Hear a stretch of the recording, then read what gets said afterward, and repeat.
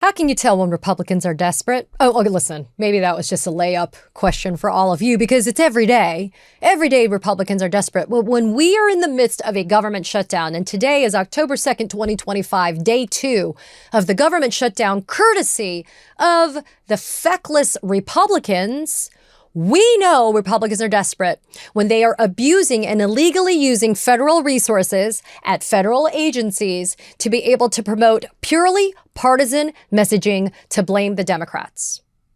I want to remind you again and again, there is a political power trifecta held by the GOP.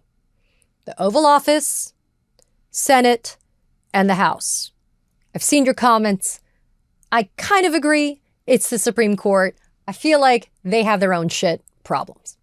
But the violations of the Hatch Act that we are seeing happening across the board at several federal agencies is so freaking egregious, we had to talk about it.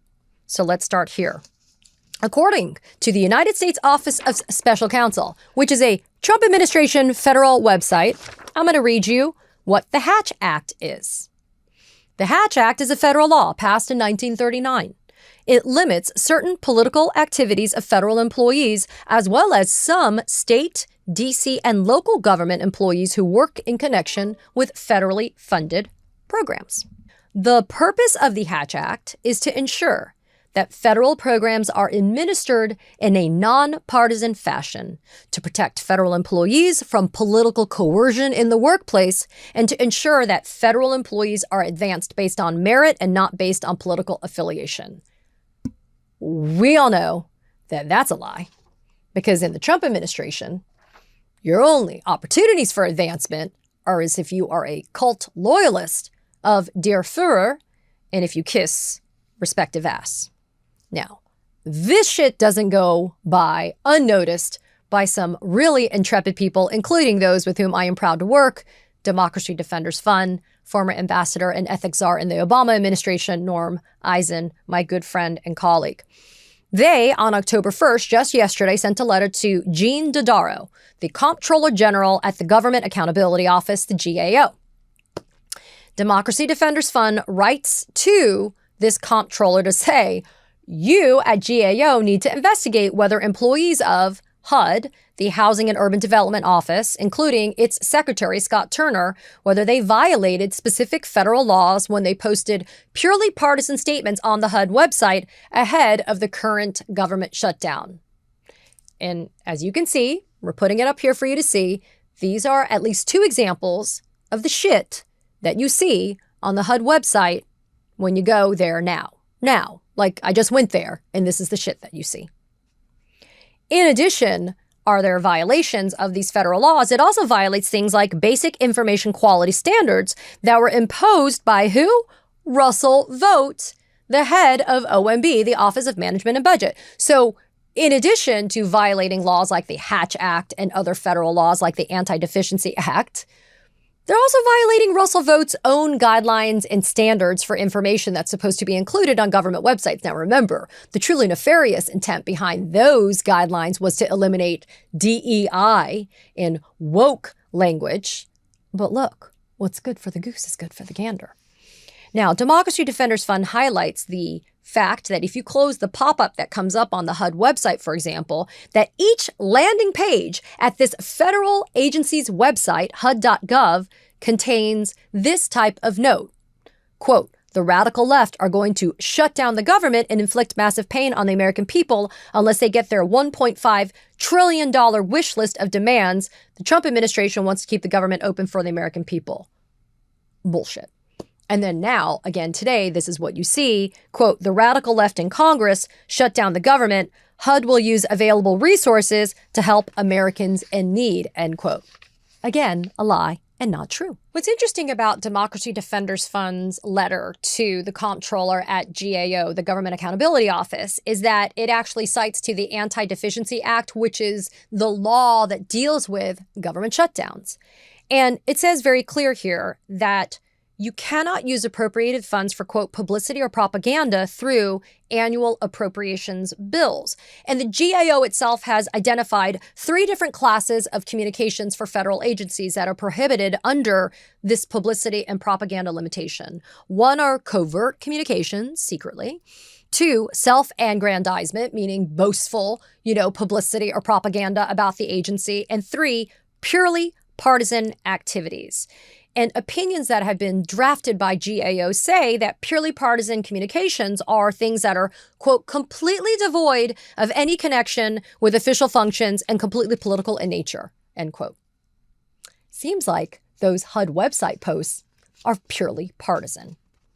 Now, the letter concludes, appropriately so, with the following. Visitors to HUD's website are seeking vital services, including help with homelessness, housing choice vouchers, and home ownership. These services should be provided on a nonpartisan basis, not obscured behind a digital wall of partisan demagoguery. Amen to that. Now, it's not just Democracy Defenders Fund. We also have a complaint that has been filed. This complaint has been filed because there's been a violation of the Hatch Act. Now, this is from Public Citizen, another fantastic coalition partner of Democracy Defenders, and they have filed this because you actually have to file a complaint to be able to initiate the Hatch Act violation, and it's being done against Scott Turner, who's the Secretary of HUD, and the allegations are as follows. He has engaged in political activity while on duty in any room or building that's occupied in the discharge of his official duties, while wearing a uniform or official insignia, or while using a vehicle owned or leased by the U.S. government. Now listen, that tracks the language of 5 U.S. Code 7324, political activities on duty, the prohibition of that. But they're basically saying he's violated the Hatch Act. That he is responsible for the highly partisan postings that you and I just walked through on the HUD website, and that as a result, they violated the Hatch Act. So, again, that's at least 2 formal complaints that have been brought, demanding investigations and insight into what has been happening at HUD. But wait, there's more. You get the Ginsu knives as well. It's not just HUD. So HUD is a forward-facing agency website that we've been catching them violating the law, right? The Republicans, again, so desperate to blame the Democrats, even though I know they have a mirror. And they can see that they themselves are responsible for this government shutdown. But NPR is reporting this, which I thought was egregiously horrible and was worthy of your attention. Wednesday morning, the very first day of the government shutdown, what did the Trump administration do? Employees at the Small Business Administration were given, quote, suggested language. And you and I both know that nothing is just, quote, suggested in this administration. The suggested language included for their out of office automatic replies. Now, right, the government shut down, so employees are not going to be working, not all of them, and so they're going to have out of office automatic replies. Y'all know what I'm talking about. The suggested language mirrored the partisan accusations made by OMB before the government shutdown. In an email blast to the entire agency at the Small Business Administration, that email suggested that employees write the following, quote, I am out of office for the foreseeable future because Senate Democrats voted to block a clean federal funding bill, H.R. 5371, leading to a government shutdown. And as soon as the shutdown is over, we are prepared to immediately return to the record-breaking services we are providing under the leadership of the Trump administration, end quote. Are you fucking kidding me? Let me be clear. You don't think those employees at the SBA feel threatened and coerced if they don't use that, quote, suggested language, that something might happen to them while they are out on the shutdown as they've been furloughed? Because as we know, and as I've covered here at the Katie Fang News channel, we know Russell Vought and Trump is using this government shutdown as cover to be able to do illegal reductions in force during the pendency of the shutdown. So what are you going to do if you're a government employee in the SBA? You're going to have to fall into line, right? Or fear that you're going to lose your job. There's other crazy language that's also been included here. And I'm going to put it up so you can look at it right now. But it sits there and it touts President Trump being in opposition of the government shutdown, blah, blah, blah. I mean, it's all partisan hackery, but it's offensive that these government employees are feeling obligated and forced to have to do this. It's not just the SBA, because these emails came on Tuesday from the White House Office of Management and Budget as well. And these messages were received by staff at the Departments of the Interior, Commerce, Labor, State, Treasury, Justice, Agriculture, and Health and Human Services, the Social Security Administration, the GSA, the General Services Administration, the National Oceanic and Atmospheric Administration, the Securities and Exchange Commission, the Office of Personnel Management, and the National Labor Relations Board. I mean, I could keep going. Those were just the screenshots that were shared with NPR to be able to highlight the partisan demagoguery and hackery that is going on because Republicans are so fucking desperate to blame somebody else other than themselves. For example, at the Department of Veterans Affairs, the language that they're supposed to be using is this, quote, radical liberals in Congress are to blame for services not being available during a shutdown. In fact, the press secretary for the VA said that radical liberals in Congress are trying to shut down the government to achieve their crazy fantasy of open borders, transgender for everybody, and men competing in women's sports. If they succeed, they will stop critical veterans care and assistance programs. But that, my friends, is a bald-faced fucking lie. Why? Because healthcare for veterans will not be impacted by this government shutdown, and the contingency plan for the Department of Veterans Affairs says that 97% of its employees will not be furloughed. If you'll recall, a few months ago, they actually earmarked and carved out funds, and that's why the VA is not going to be impacted by this. But the truth, who bothers with the truth in this administration? Right? Compare and contrast, please.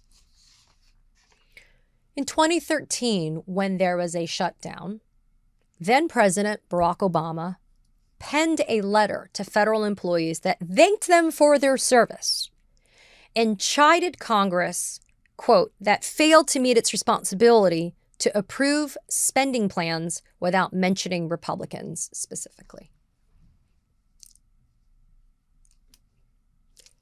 Take note, convicted felon Trump, you're still not worthy to even walk behind somebody like President Barack Obama. I know it kills you. I know it kills you, McCankles Trump, as my good friend Jen says, right? Taco McCankles Trump. You can't even lick the bottom of the shoes of Barack Obama. That's how you deal with a shutdown. I want to express my concern for the government employees that are being impacted by this shutdown. I'm going to say it again. We have to stand in solidarity with them.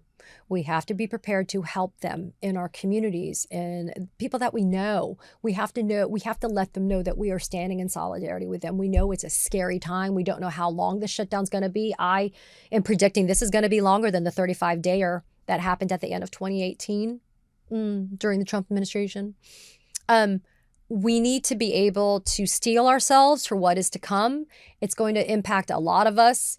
We may not be federal employees that are furloughed and impacted by this, but we are going to feel it as Americans, and we have to understand what's at stake.